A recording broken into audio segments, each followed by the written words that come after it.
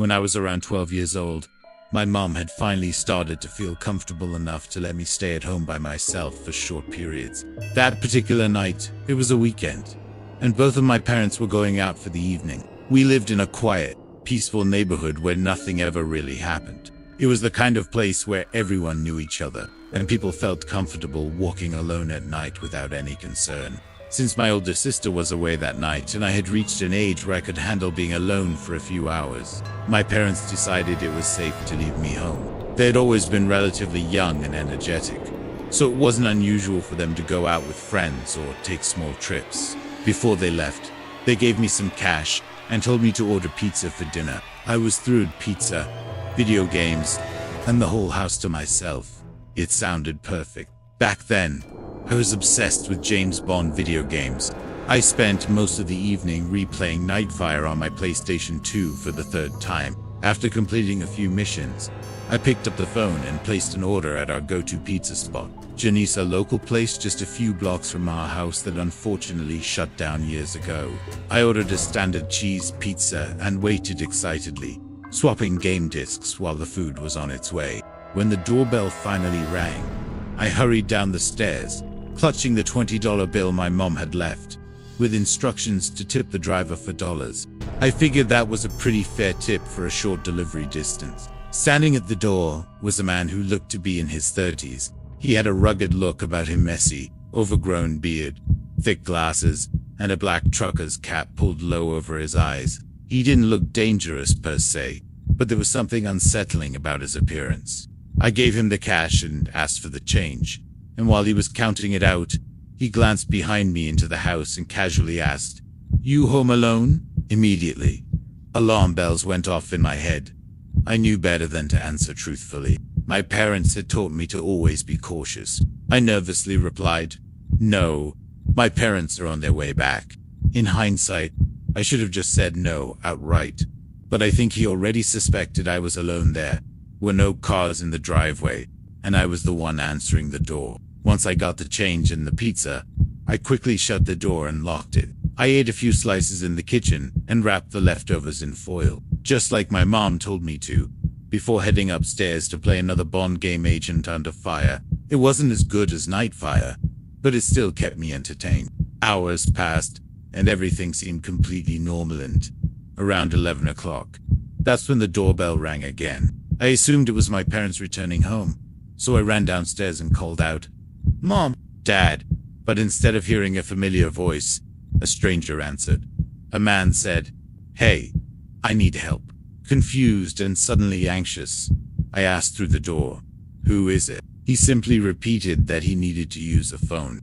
Something about the way he said it made my skin crawl. I didn't dare look through the peephole. My instincts screamed that this was wrong. I made the quick decision to ignore him and return upstairs. As I turned on the stairs, which were directly across from the front door, I heard a loud bang against it. The man shouted, "Please, wait, I need help." That meant he had seen me. He was peering through the glass panel at the top of the door, and I could now make out the shadowy shape of his head in the darkness. Panic surged through me. I ran straight into my parents' bedroom and grabbed the only phone upstairs, the landline next to their bed. I called my mom, the only number I had memorized, and she answered, clearly caught off guard and maybe a little tipsy. But once I told her what was happening, her tone shifted immediately into a serious, alarmed voice. I could tell I had her full attention now. She asked me if the man knew I was home, and I told her that yes, I'd spoken to him briefly. When she asked if anyone might know I was alone, the first thing that came to my mind was the pizza guy. I quickly told her about the question he asked when he delivered the food. Suddenly, the doorbell rang again twice. The man was still outside. My voice shook as I described the situation, and my mom, now fully alert, instructed me to stay in their room, lock the door, and stay absolutely silent. She and my dad were calling the police from his phone and stepping out of the restaurant to get better reception. It was a warm summer night, and most of our windows were cracked open to let in the breeze. From my parents' room, I heard the side gate creak open quietly, the one leading into our backyard. I whispered this to my mom, and she just kept repeating, "Stay quiet, stay low, lights off." At that moment, a terrifying realization hit me. If he was trying to get in, the den window might be an option. I whispered this fear to my mom, but she cut me off gently, saying not to talk anymore, and just to wait. I tried calming myself, but then I heard footsteps. Not outside. Someone was walking around downstairs. I froze and whispered this to my mom. I could hear her panicking on the other end, relaying everything to the police. She told me to hide under the bed and not move a muscle. I did as she said, crawling under the bed and doing my best to stay completely silent. The only barrier between me and the intruder was the flimsy lock on my parents' bedroom door. Footsteps creaked on the stairs. I held my breath as they moved down the hallway. It seemed like he checked my sister's room, then mine. The steps grew closer to the master bedroom door. The doorknob jiggled a few times, then a few knocks, light, deliberate, and wordless. Whoever it was didn't say a thing. After another few seconds of silence, I heard the footsteps retreat down the hall, back downstairs, and into the deeper part of the house. I stayed hidden, completely still, not even breathing too loudly. My mom stayed on the phone the entire time, feeding me updates and begging me to remain still until the police arrived. Then, finally, I heard loud, heavy footsteps and someone shouting my name. "An officer." He identified himself, and after checking with my mom, I slowly crawled out from under the bed and unlocked the door. 2 police officers were upstairs, and 2 more were already downstairs. They didn't have to force their way in. The back door had been left wide open. The sliding window next to it was completely pushed aside. I gave the officers my full account of the night, and when my parents got home, they joined in. I mentioned my suspicion about the pizza guy, and the police noted it in their report. The next night, my parents took me to Johnny's. They asked me to look around and point out the delivery guy. They asked the manager, who matched my description, and he said it sounded like Phil, who was out on another delivery. When they told him what happened, he denied any involvement and eventually asked us to leave. My parents made a big scene, declaring they'd never return. We even waited in the car outside the pizzeria for almost an hour to see if Phil would return, but he never showed. My parents suspected the manager had warned him. They contacted lawyers, but none would take the case due to lack of hard evidence. It felt like a dead end. We never returned to Johnny's again, and for a long time after that night, my parents refused to leave me home alone. Honestly, I believe it was the pizza guy, or someone he knew, because who else would have known I was home by myself? When I was a teenager, my family moved away from California to a deeply secluded part of North Idaho, where my parents had just built their dream house surrounded by dense forest and miles away from any neighbors. It was a huge place, with 2 stories, a private gym, a bar and pool room, and even a full movie theater set up in the basement. It felt like paradise, quiet and safe, or so we believed. One evening, while my parents were out on a date, I invited my high school girlfriend over to watch Gladiator in the movie room. We were alone, and although we were having a good time, partway through the movie I felt this sudden rush of fear, as if something was terribly wrong. My heart was pounding, and I kept glancing at the large windows looking out into the pitch-black woods.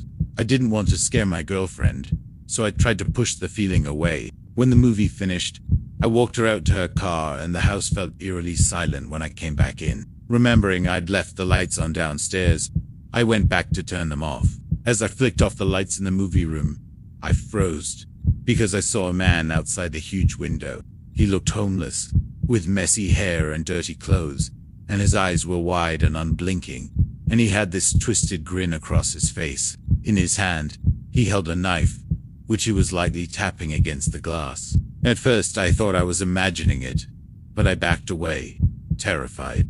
When I went to turn off the lights in the bar area, I saw him slowly walking from the window to the sliding glass door, still smiling and staring directly at me. There was only a pane of glass separating us, and he didn't try to force his way in. He just watched me without moving. I went upstairs, and right at that moment, my parents walked in the front door.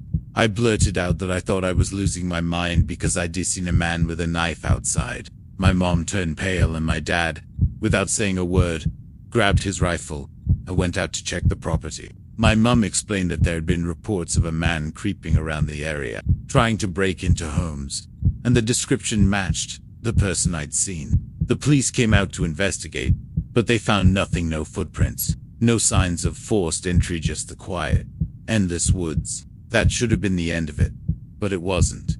For weeks afterward, every night when I tried to sleep, I'd hear a soft metallic tapping sound coming from beneath me, right under my bedroom floor, which was above the movie room. It sometimes lasted for hours and kept happening on and off, to the point where I'd wake up at 3 in the morning and think I heard footsteps on the roof. Winter arrived, and my parents had to leave town for a few days. Before they left, they gave me a shotgun just in case anything happened. We also had a huge Rottweiler, who was sweet and quiet, but would bark ferociously if he sensed real danger. One night, while I was home alone, I heard slow, crunching footsteps in the snow outside. The dog stood up suddenly, ears pointed and growling deep in his chest, then began barking uncontrollably at the front door. I stayed completely still and silent, not wanting to reveal I was alone. Then there was a slow, hollow knock at the door, almost mocking.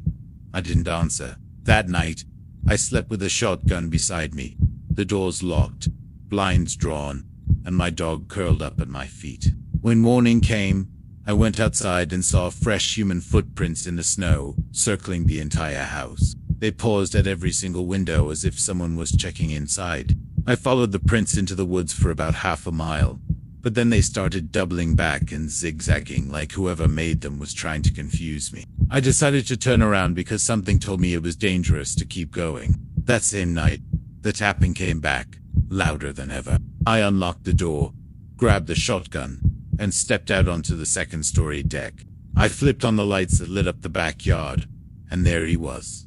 The same man, same crazy smile, same knife in his hand, staring right at me like he could see straight into my soul. I shouted at him that I'd shoot if he didn't leave. He didn't even flinch, just kept grinning and staring.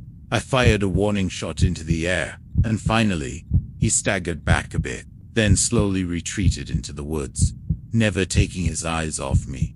That's when I decided to let my dog loose. I ran downstairs, opened a sliding door, and the dog shot out like a rocket, barking and snarling into the trees. He wore a shock collar, so he couldn't go far, but I like to believe he chased that guy off for good because after that night, I never saw him again.